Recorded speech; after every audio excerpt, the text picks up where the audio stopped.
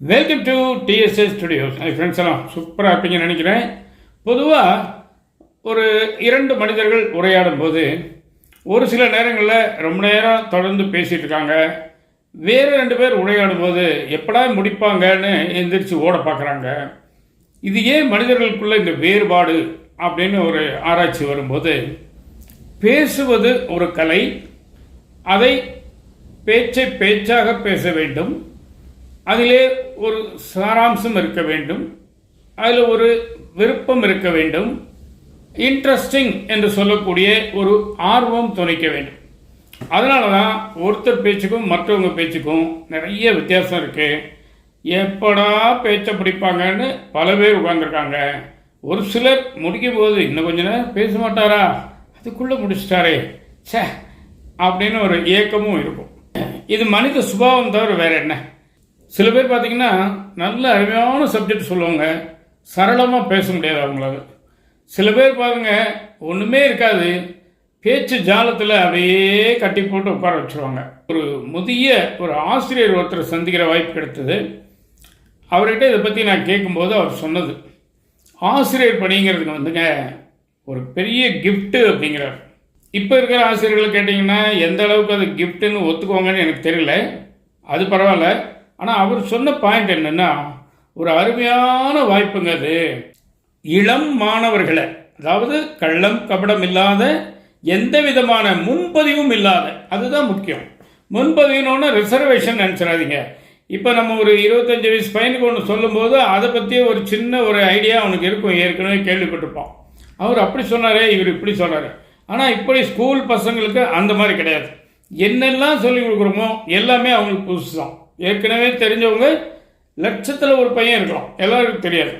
அதனால் அந்த மாதிரி ஒரு வெள்ளைத்தாள், அவர்கள் மனது ஒரு வெள்ளைத்தாள், அதில் நாம் ஒரு மயிலை எழுதுகிறோம். கருப்போ நீலமோ பச்சையோ சிகப்போ ஏதோ ஒரு மயிலை எழுதுகிறோம். அந்த எழுத்து நல்ல தரமான எழுத்தாக நல்ல விஷயமாக இருந்தால் அந்த பசங்க முன்னுக்கு வந்துடுவாங்க.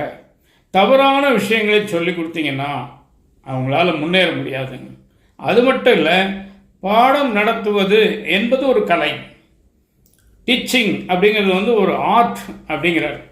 முதல் வகுப்பில் மாணவர்களும் ஆசிரியர்களும் முதல் முறையாக சந்திக்கும் போது எடுத்த உடனே இன்னைக்கு இந்த பாடம் அப்படின்னு போனீங்கன்னா அவங்க மேலே அபிப்பிராயமே வராது, உங்களை பிடிக்காது. கடைசி வரைக்கும் முள்ள போய் அவங்களுடைய மனசில் நம்ம இடம் பிடிக்கணும். அப்படிங்கிற உங்களையெல்லாம் சந்தத்தில் எனக்கு ரொம்ப மகிழ்ச்சி. அதே மாதிரி என்னை பார்த்தாலும் உங்களுக்கு மகிழ்ச்சி இருக்கும்னு நம்புகிறேன்.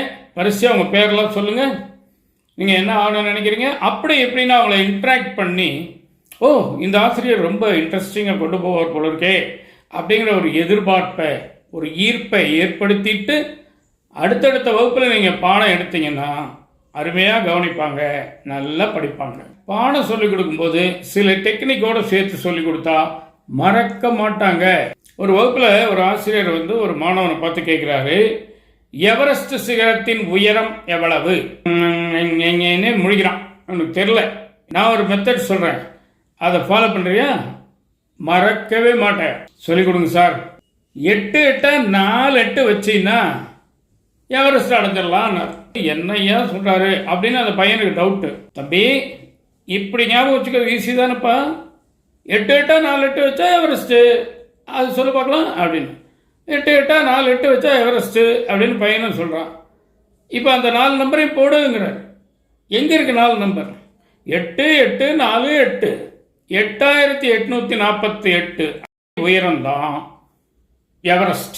என்சைக்ளோபீடியா அப்படின்னு ஒரு வார்த்தை வகுப்பில் சொல்கிறாரு. யாருக்குமே புரியல. என்சைக்ளோபீடியா எப்படியோ மாற்றி சொல்கிறாங்க, அது கரெக்டாக சொல்ல தெரியல அவங்களுக்கு. உடனே வாத்தியார் என்ன பண்ணுறாரு, சரி என்சைக்ளோபீடியா, உங்கள் சைக்கிளை யாரோ ஒருத்தன் தூக்கிட்டு ஓடுறான், ஏத்தாப்பில் வரவங்கிட்ட நீங்கள் சொல்கிறீங்க என்சைக்ளோபீடியாங்கிறீங்க, அதுதாங்க என்சைக்ளோபீடியா. இப்படியே ஏதோ ஒன்றுடன் ஒன்றை பொருத்தி ஒப்பிட்டு அப்படி நம்ம சொல்லிக் கொடுக்கும்போது அந்த பாடங்கள் பசுமரத்து ஆணி போல அப்படி ஜம்முன்னு பதியுங்கிறாங்க. இது எத்தனை ஆசிரியர்களுக்கு தெரியும்? வேண்டா வெறுப்பா வகுப்பெடுத்தால் கண்டிப்பாக தெரியாதுங்க. ஆர்வம் வேணும். படிக்கிற பையனை விட சொல்லிக் கொடுக்குற ஆசிரியருக்கு ஆர்வம் அதிகமாக இருக்கணும். இருந்தால் தான் அவனுக்கு அதை உண்டாக்க முடியும். இதுபோல் நிறைய விஷயங்கள் பல பேர் சொல்லியிருக்காங்க. உங்களில் கூட நிறைய ஆசிரியர்கள் இருப்பீங்கன்னு நினைக்கிறேன். இதே மாதிரி புரியாத மாணவர்களும் இருக்கலாம். ஏன் நீங்கள் 2 பேரும் இதை பற்றி சிந்திக்கக்கூடாது? இதான் இன்றைக்கி விஷயம். நிச்சயமாக இந்த விஷயம் உங்களுக்கு பிடிச்சிருக்கும்னு நினைக்கிறேன். உங்கள் கருத்துக்களை எதிர்பார்க்குறேன். மீண்டும் அடுத்த எபிசோடில் சந்திப்போமா? அதுவரை உங்களிடம் இந்த விடைபெறுவது உங்கள் அன்பர் டி. சண்முக சுந்தரம், போத்தனூர், கோயம்புத்தூர். நன்றி, வணக்கம்.